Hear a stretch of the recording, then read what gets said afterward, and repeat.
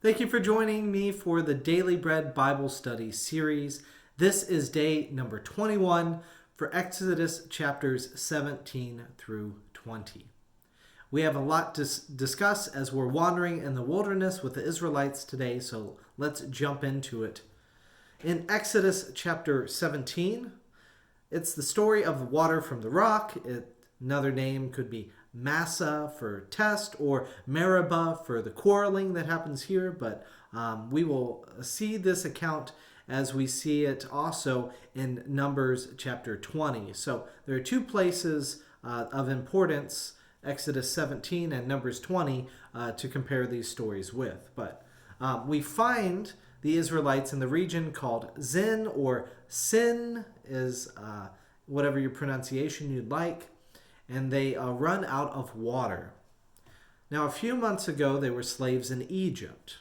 Now, free in the wilderness, they are unhappy about the lack of structures available to them. So in Exodus 17:2, the people quarreled with Moses and said, "Give us water to drink." And Moses said to them, "Why do you quarrel with me? Why do you test the Lord?" The people direct their unhappiness at God towards his servant Moses. And the complaints are not just verbal, but they also imply physical aggression. Like, that's what quarreling is. The word in the New Testament that translates the same word comes out as abuse, describing what Jesus endured during the events surrounding his crucifixion. So in 1 Peter 2, verse 23, the same word comes up here. When he was abused or quarreled, right? He did not return abuse or quarrel. When he suffered, he did not threaten. So this idea is that they're going to use their fists as well when they're talking with Moses. So Moses cried out to the Lord in verse 4, "What shall I do with this people? They're almost ready to stone me." It makes more sense, right? He's not saying, they're gonna, just metaphorically, abandon me. No, they're gonna physically hurt him. So in our lives, I'll take a moment to say this, we will encounter people who are overly aggressive towards us. We might even feel physically threatened. And my encouragement first is to just get to safety.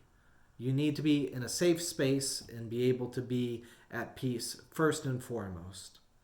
Then next is to step and to separate the feedback from the bitterness. What are people actually trying to say? Now, Moses sees that the people are thirsty and that they want water. Moses also hears the bitterness too in Exodus 17 verse 3. "Why did you bring us out of Egypt to kill us and our children and livestock?"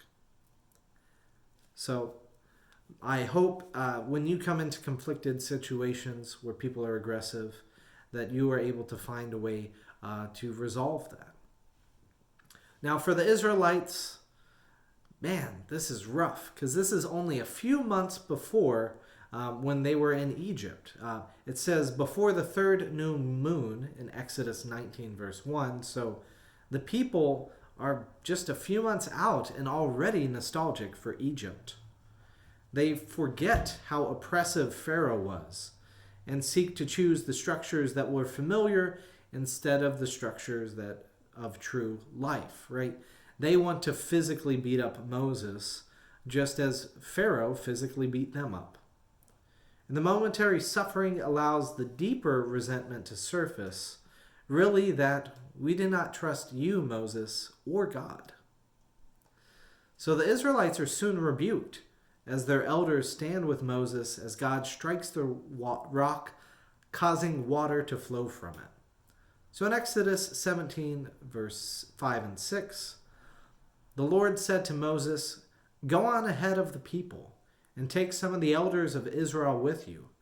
Take in your hand the staff which you struck the Nile and go. I will be standing there in front of you on the rock at Horeb. Strike the rock, water will come out of it, so the people may drink." And so God invites him to strike the rock. Physically take your staff like you did in the Nile and strike the rock. It says in verse 6, Moses did so in the sight of the elders of Israel. I want to take this moment as well, too, to compare it to Numbers chapter 20, right? Moses' actions seem faithful in the Exodus 17 account. And in the same account in Numbers chapter 20, we'll hear this in verse 11. Then Moses lifted up his hand and struck the rock twice with his staff, and water came out abundantly, and the congregation and their livestock drank. Sounds similar? But the Lord said to Moses and Aaron, because you did not trust me to show my holiness before the eyes of the Israelites, therefore you shall not bring this assembly into the land that I have given them. Whoa. In Exodus 17, verse 6, he says, strike the rock, and water will come out of it, so the people may drink. But there he says, because you did not trust me? Well, what's going on? These stories are strange. It's almost as if verse number 12, if it's omitted, the stories line up really, really well. What does Numbers 20, verse 12, add to the story? Well, maybe it's what it's often seen as the explanation why Moses died outside of the Promised Land. That's essentially the whole, purpose of Deuteronomy, which will be Moses' farewell speech to the Israelites outside as they're looking towards the Promised Land, and he's not going with them. So what other point does this serve? Is this another point in the Bible where the author intent would be really helpful? Yes, I would love to know what the authors of Exodus 17 and Numbers chapter 20 were thinking. And were they thinking things differently? I don't know. Why is that detail there? Anyways, end my rant. God and their ancestors will remember this day nonetheless. It's an important one. And then as in referenced in Exodus 17:7, he called the place Massah, meaning test, and Meribah, meaning quarrel, because the Israelites quarreled and tested the Lord, saying, is the Lord among us or not? The Lord is in fact among them, and helps them as they come into conflict with their distant relatives. So now that they are freed and out of Egypt, they survived the relatives of their ancestors, the descendants of Noah from the tribe of Ham, which comes the Canaanites as well too. And Egypt was a son of Ham along with Canaan. And now they're going to get into some more fights with their long-lost relatives. So the Amalekites are a clan of Edomites. And this old family feud goes back to Jacob getting blessed instead of Esau, because Jacob was the second son who stole Esau's first son, his firstborn blessing. And so thus their descendants will be at odds, and we see it here. The blessings and tribes of the past inform the Israelites' present and even future struggles. They overcame the tribe of Ham and Canaan, the Egyptians, and now the family of Esau, the Amalekites, they're going to fight with. Yet God's blessings are upon the Israelites. God's blessings come in the form of Moses' raised staff. So that staff being important, the staff striking the rock at Meribah and giving water, and the staff being raised up here for battle. Now in Exodus 17, verse 11 through 12, whenever Moses held up his hands, Israel prevailed. Whenever he lowered his hand, Amalek prevailed. But Moses' hand grew weary. So guess what? They took some stones and put them under him, and he sat on it. And Aaron and Hur held up his hands, one on one side and one on the other side. So his hands were steady until sunset. So it's funny for us, because I love the imagery of everybody contributing something to win.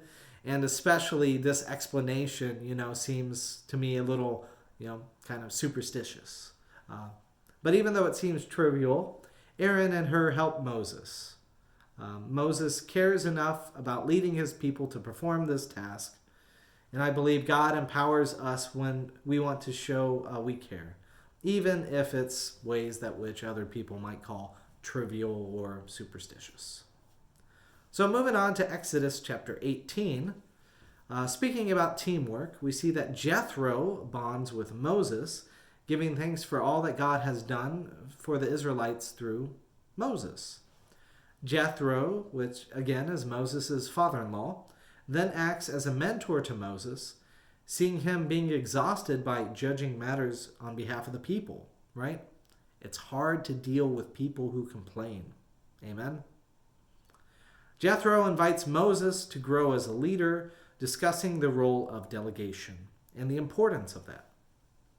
Now, each of us as leaders, are limited in the amount of tasks that we can do. We can choose anything as a priority, but we can't choose everything. Thus, life and faith lives especially as well, are about working in partnership with others in order to have a larger impact. That's essentially why I'm here and working in this church. That is because we all work together and use our different functions and roles, and I get to help coordinate that and also lead that. Thus, life and faith are best when we partner up. Now, for Moses, this involves creating structures that will be helpful to the Israelites and him. So in Exodus 18, verse 20, teach them the statutes and instructions and make known to them the way that they are to go and the things they are to do. You should also look for able men among all the people, men who fear God, who are trustworthy and hate dishonest gain. Set such men over them as officers. And so this goal will be achieved. You will be able to endure, and all the people will go to their homes in peace. In Exodus 18:23 is where it says that. So that's the hope, right? That we can be able to have peace within the societies that we function, around the people, that we can get our matters addressed in a timely manner, that by people who are not exhausted and burdened by all of life, and we can get good guidance mainly from God. So now Moses institutes the officer structure and will work on the statutes beginning in chapter 20. Exodus 19, the Israelites reach Mount Sinai, and Moses hears God restate the promise, my treasured possession, and you shall be for me a priestly kingdom and a holy nation. God promises to speak from a dense cloud to Moses before the people, and God hopes this display will lead to the people trusting Moses more, one of the sources of conflict that God sees within the people, that they don't trust Moses to be God's voice. Now, the people here are consecrated, and they see the mountain become volcanic. In Exodus 19, verse 18, now Mount Sinai was wrapped in smoke, because the Lord had descended upon it in fire. The smoke went up like the smoke of a kiln, while the whole mountain shook violently. And even if the fear of the scene was not enough, God instructs them concerning limits around the holy mountain. So in Exodus 20, just briefly go into it, it's a chapter about the statutes, and it starts an 11-chapter trend.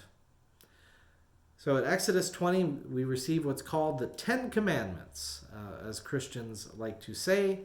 And these are 10 different commandments which provide for structure in life in their society and also are functioning relating to God and other people.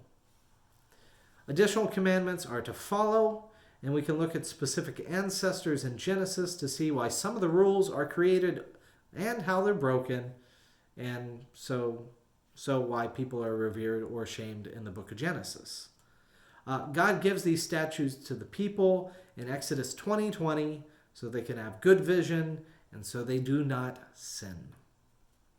The law concerning the altar says that there are no gods of silver or gold, and an earthly altar must not be ornate, with no chisel, and no steps that would cause your nakedness to distract from God. So there you have it. We made it.